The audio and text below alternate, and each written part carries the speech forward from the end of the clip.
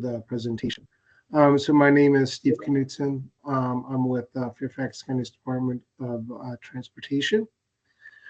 And I have joining me tonight from FCDOT, Ryan O'Carroll, Grace Vaughn, and Nicole Machakwe, sorry about that. And from the Drainsville District Supervisor's Office, we have Natalie Simpson.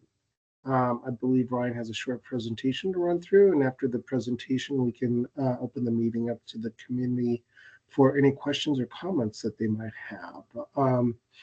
And also, if any of the community's task force members are logged on, they can introduce themselves that they would like during the Q&A session that follows the presentation. Natalie, is there anything that you would like to add before Ryan runs through the presentation? I think you covered basically everything, but just as a reminder, if you have any questions throughout the process, I'm always available for you to reach out to. All right, thanks, Natalie. Ryan, if you're ready, you can go ahead and start the presentation. Sure, thanks, Steve. All right, so thank you. Good evening, everyone. Welcome to the meeting, and thank you for joining us. Tonight, we are going to discuss the traffic calming program for Woodside Drive. Please note that this session is being recorded and may be shared on social media. Please hold all questions until the end of the presentation, and instructions for how to ask the questions at the end of the presentation will be provided at that time. So today, we are here to explain the traffic calming process, provide an opportunity for community feedback, and answer any questions anyone may have. So what is traffic calming? Traffic calming is the installation of physical devices to reduce vehicle speed. These devices can either be vertical or horizontal. Vertical devices are driven over, such as the speed hump shown in the upper left-hand corner. A horizontal device can be driven around, such as the raised median shown in the upper right-hand corner. Both types of devices make the roadway safer for drivers and pedestrians. Please note, through this process, we are not permitted to install any stop signs. Here, we have charts and images showing the effects of decreased speed. As speed decreases, visual acuity, field of vision, and depth perception increase. Also, with reduced speed, we can see a decrease in stopping distance. Here is a map showing traffic calming projects throughout Fairfax County. There are over 279 projects resulting in more than 650 devices countywide. Every district has devices, and chances are that you have driven over one is pretty high. FCDOT and the District Supervisor's Office collaborate with citizens on all community-initiated projects. The program can be broken down into 5 steps. Step 1 is project initiation. Step 2 is plan development. Step 3 is community engagement. Step 4 is the ballot phase. And the final step is project installation. All traffic calming projects are community initiated. The process begins with a request from the community to the supervisor's office. Once a request is received, FCDOT will complete a basic eligibility review. If eligible, FCDOT will then conduct a traffic study. And if the eligibility and traffic study requirements are met, the community will then form a task force. To meet the basic eligibility requirements, the roadway must be VDOT maintained, have a 25 mph speed limit, be functionally classified as local, collector, or arterial, and if it is a collector or arterial, it needs to be a residential street. Once passing basic eligibility requirements, we move on to conduct a traffic study. For the volume criteria, we need between 500 to 6,000 vehicles in 24 hours, both directions combined. For Woodside Drive, the volume was 973 vehicles, which meets the requirement. For the speed criteria, the recorded 85th percentile speed needs to be greater than or equal to 35 mph. This means that 15% of vehicles need to be traveling at 35 mph or faster in at least one direction of travel. In the 85th percentile speed, the northbound lane was 32 mph, and in the southbound lane, it was 36 mph, which means that Woodside Drive met the speed criteria in the southbound lane. The next step is plan development. FCDOT will conduct a site visit in the field in order to develop a draft plan. Once a draft plan has been developed, FCDOT will meet with the task force to obtain feedback and amend the plan if necessary.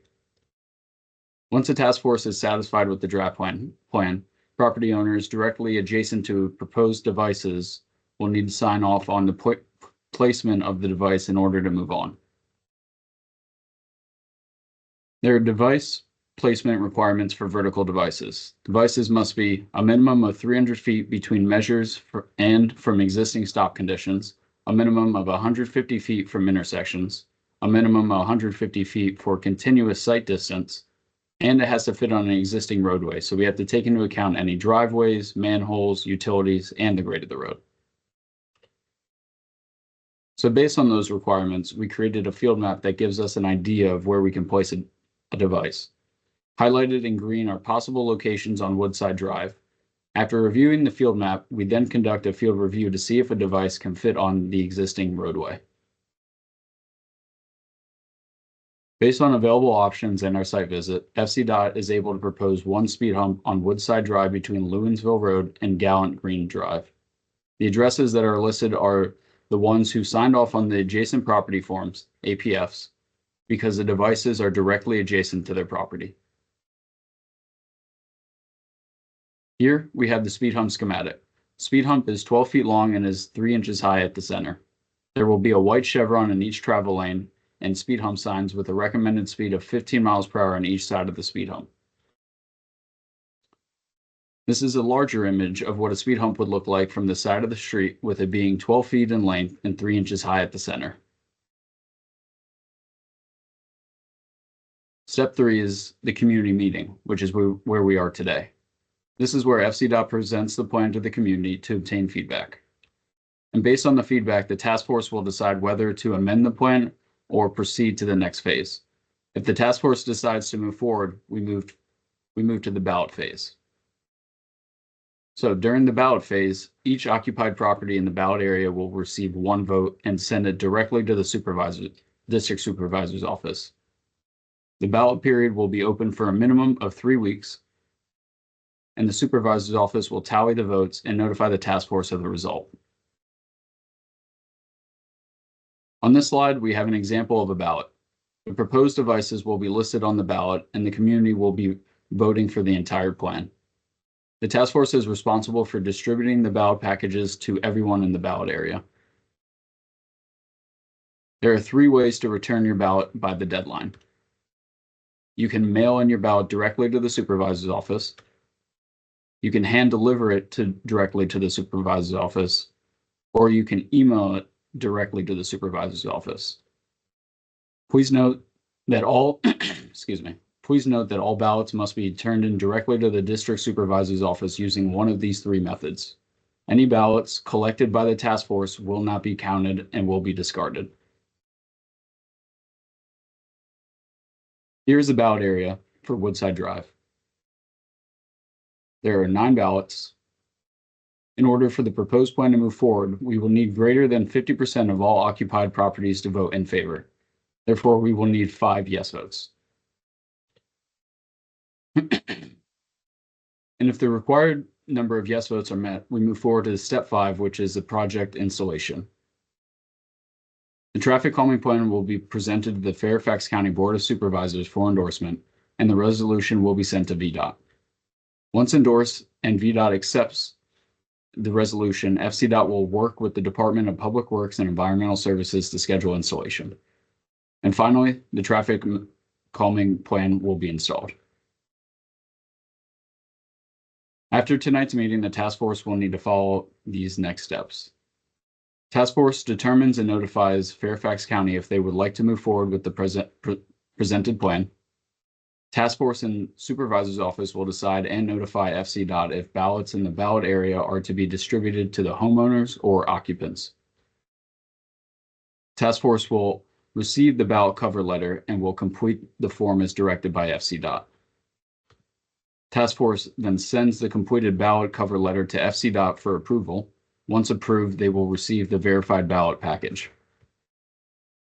And for the final step, the task force will need to print and distribute the ballots to all homes in the ballot area. This concludes the presentation, and now we can move forward to the questions and answers portion of the meeting tonight. So for the question and answers portion of tonight, you will have two options to ask your questions, chat or speak. Once the chat item is activated on Teams, you can use it by typing your question. If you want to speak, please click the raise your hand icon, and once it's your turn, the host will call on you and you can unmute your mic.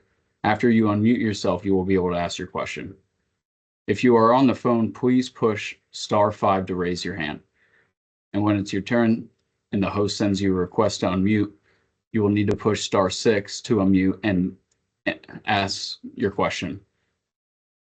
In order for you to be unmuted, pop-up blockers must be allowed on your computer. If you have difficulty unmuting, we will try twice, and if you are unable to hear each other, we recommend you write your question in the chat. Thanks.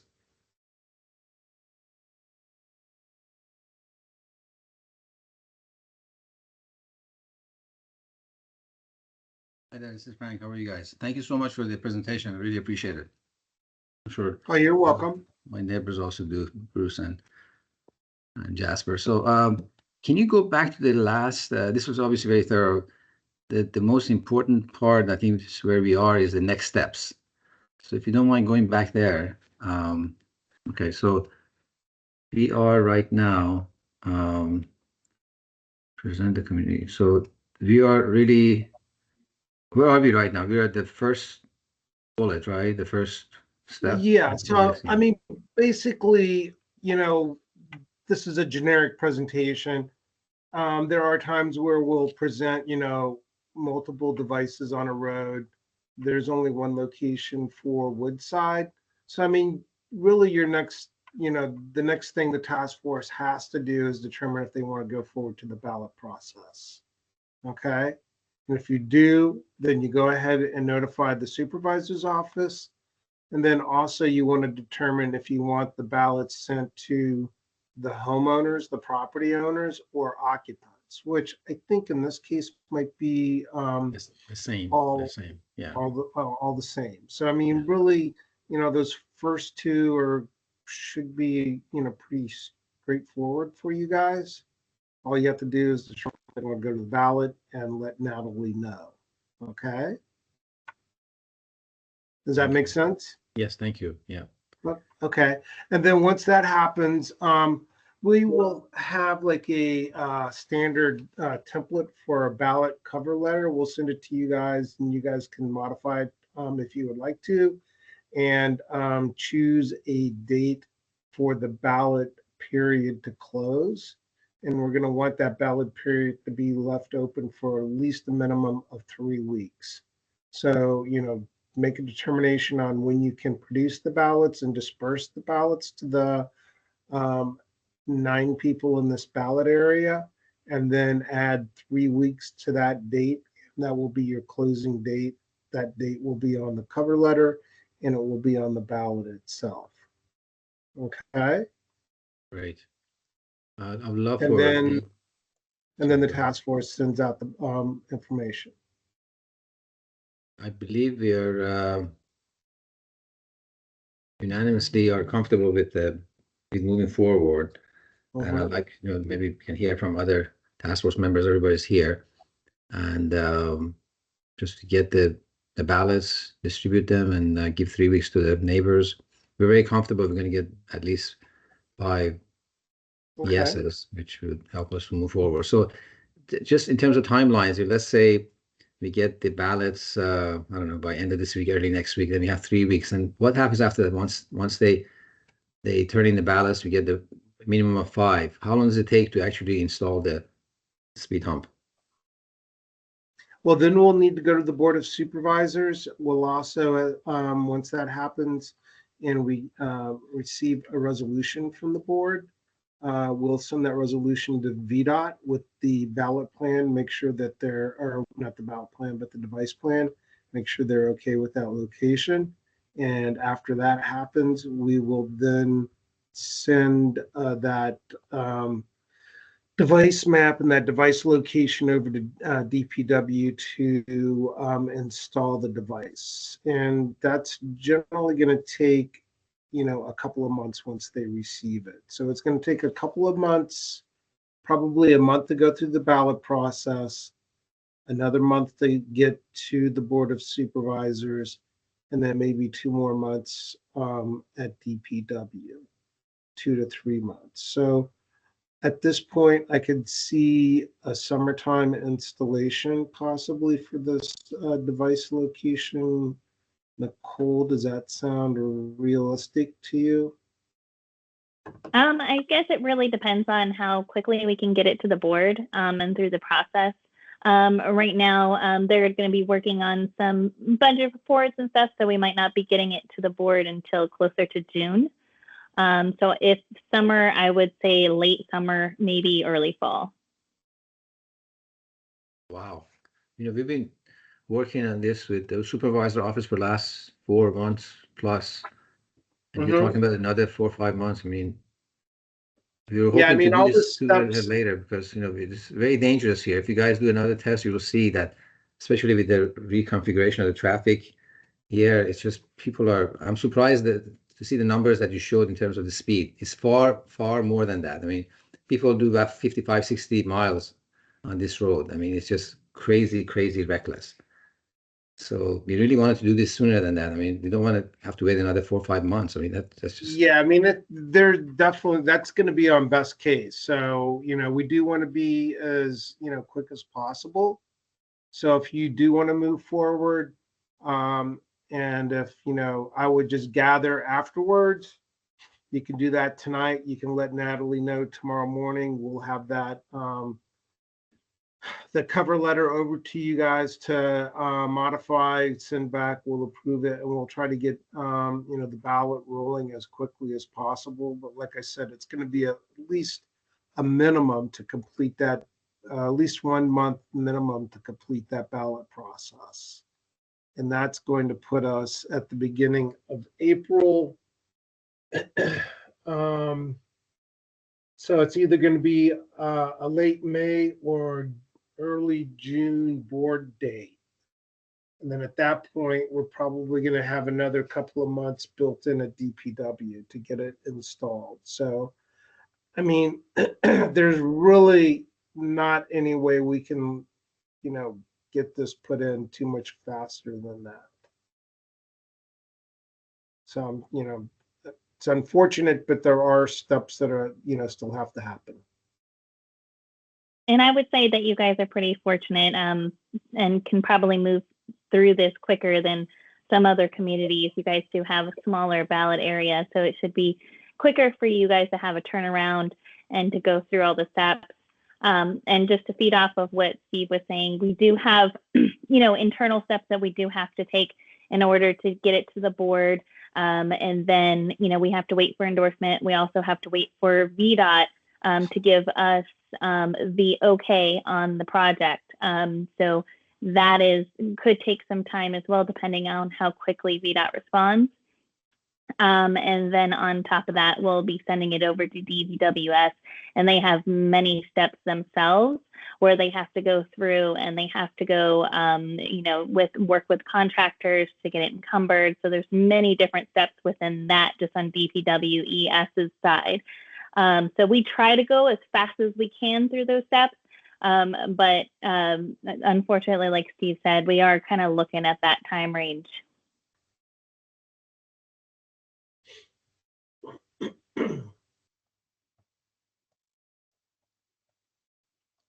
We did have a question in chat about the construction duration and if we would need to block traffic during the construction. So they generally, I would imagine that this device would be put in, about half a day, and they do not close off the road entirely. So they'll do like half of the road. They'll do half of the device at one point, at one time, move their setup to the other side of the road and finish the other half. And they will just stop traffic and divert traffic around the construction site. So they'll always keep one lane of traffic moving and just kind of, share traffic directions through that one lane.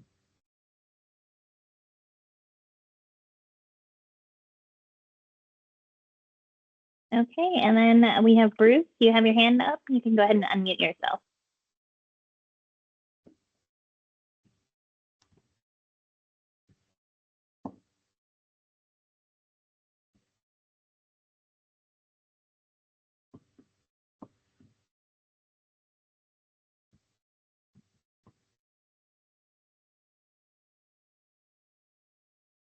Is Bruce able to unmute himself? We're not seeing him come unmuted. Can we just unmute him ourselves, Nicole? I am looking into that. It unfortunately doesn't allow us to do so, but if Bruce, you want to type into the chat if you can't get your mic working. Okay, he's saying that he cannot unmute.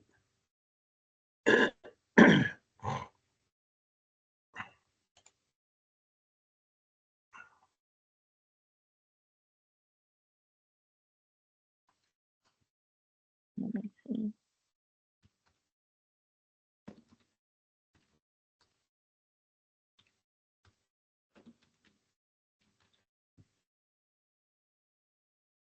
Bruce says he thinks they are all ready to move forward and that they were hoping to get it done before the summertime.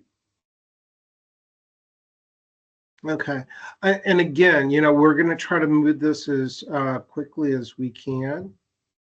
But I think it's not, I don't want to tell you that, we'll try to get it done, before the time frame that we're saying. I don't think that would be honest on our part. So, we're going to try to get it done, to the board as quickly as possible. If it passes, which would be, I'm assuming we would be looking at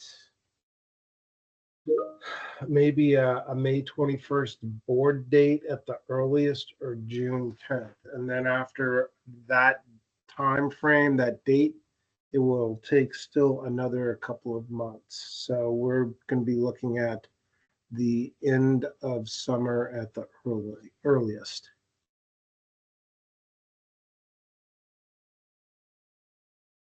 I don't know why Bruce is not able to unmute. Pardon me? I'm not sure why Bruce is unable to unmute. He's not able to unmute for some reason. Yeah, Yeah, so I can't find it on my end, and it might be the settings that Bruce has. I've allowed mic for everyone, and sometimes if you guys have certain settings on your computer, or if you're using it in the browser, sometimes pop-up blockers can affect that as well, or if you have like a malware, it can affect that as well.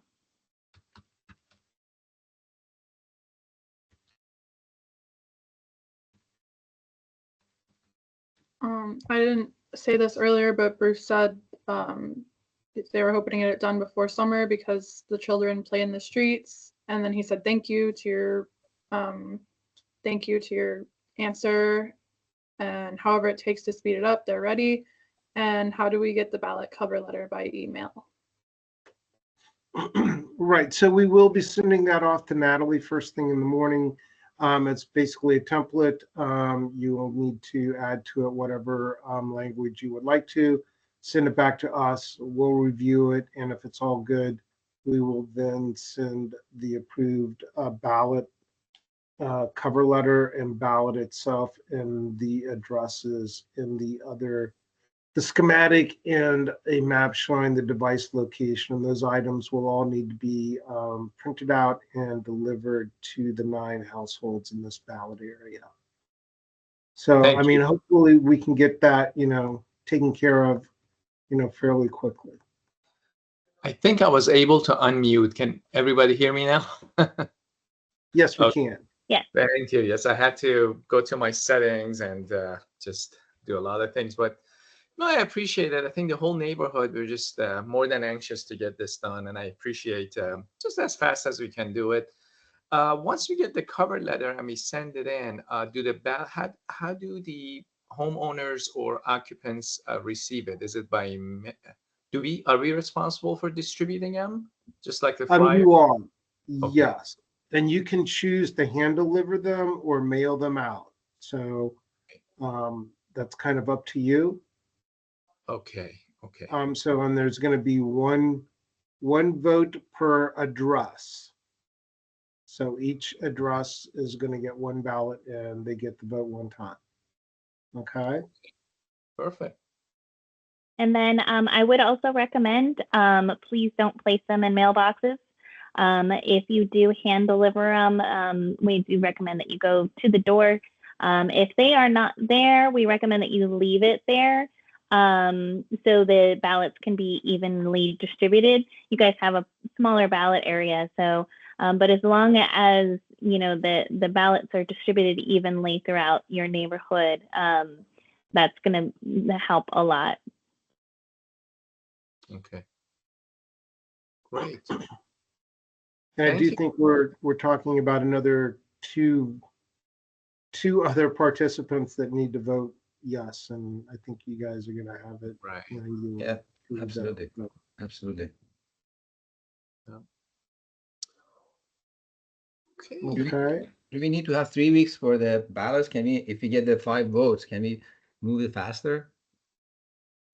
Generally, there's going to be like a closing date on that ballot. And we want to see it left open a minimum of 3 weeks. That's just kind of standard practice. Even if you have the 5 votes, yes votes, huh? Yeah, I mean, even if we have the 5 votes, we're generally not seeing the supervisor's office open and tally the results until the ballot phase is over with. Just trying to save time. Okay, sounds good. Thank you for your effort. We really appreciate it. Just send us, we want to move forward, send us the ballots as soon as possible. Okay. We'll get the clock and get you guys the 5 votes that we need. Perfect. Thank you Okay, so much. and yeah, just to let you guys know, if you do have community members asking about tonight's meeting, it is being recorded, as you're aware. It might take us a little while to get the recording to upload it on our YouTube channel. And once we have that, I'll send it over to Natalie and she can distribute it to you guys. And then we'll also send her the slide deck so she can disperse that whenever she receives it or whenever she's asked for it. Yeah. Okay. One other question, last question for me. Mhm. I've seen obviously these speed humps at different sizes, different shapes. Is this the one that's going to really slow people down? I mean, because there's some of them are more flat than others. People just still speed over it, versus the other ones that are a little bumpier. Yeah, so I mean, this is going to be the most aggressive device that we have. I think we do have maybe the closest example is on Vernon Drive, which is just off of Route 7 and Tolston Road. So if you were to go down Route 7 to Tolston, I don't know if you know where Tolston is, but it's outbound headed towards Leesburg, and it's about a mile further out from from Lewinsville Road. And if you turn right onto Tolston Road, Vernon Drive is going to be that first left, and there's a speed hump that should be fairly, consistent to what you guys are going to get. If you want to drive over it just to see.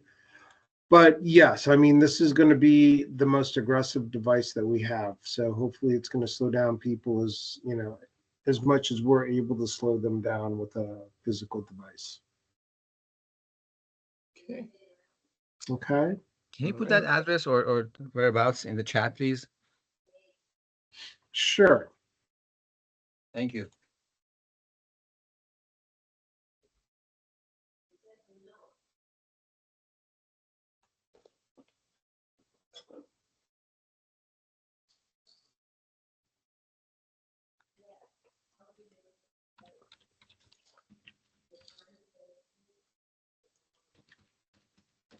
We appreciate all your times and efforts, support on this. Thank you.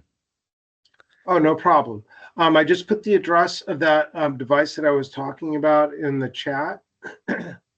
And I mean, it truly is about 1.5 miles, maybe 2 miles away from where you guys are. But I think that might be the closest to where you guys are. Thank you. I know it's late for you all. Thank you so much. I'm all done. I don't know if the other members have any questions, please ask. Otherwise, I think can adjourn. We're all good. Thank you so much for your time. Appreciate it. All right. Thank You all have a good Thank night. you. Thank you. Have a Take good care. night. Have a good night. Thank you. Thank you. Thank you. Thanks.